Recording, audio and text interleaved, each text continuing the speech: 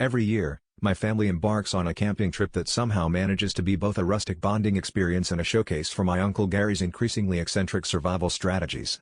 This year, as we set up our tents under the towering pines, he announced his latest theory: the only way to keep bears away was to sing country songs at night.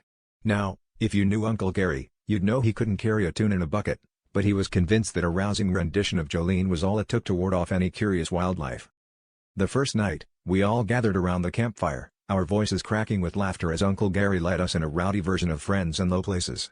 The woods echoed with our off-key harmonies and the occasional hoot from a distant owl. It was all in good fun, and to our surprise, we didn't see a single bear.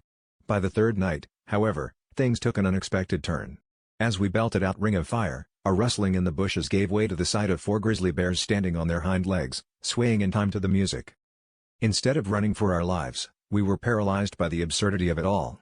Uncle Gary, ever the showman, took this as his cue to launch into a solo, crooning "Take Me Home" country roads with a gusto that could only be described as barely tolerable.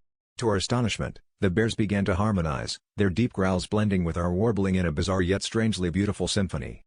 By the end of the night, we were all clapping and laughing, and the bears lumbered back into the woods, leaving us to wonder if we had just imagined the whole thing. The next morning, as we packed up our gear, a man in a sharply tailored suit emerged from the forest. He introduced himself as Barry, an agent representing the Grizzly Bear Quartet. Apparently, the Bears had been scouting for talent and were impressed enough by Uncle Gary's performance to offer us a record deal. As we stood there, slack-jawed and giggling, Uncle Gary shrugged and said, "Well, I guess we really did find our bearings this time."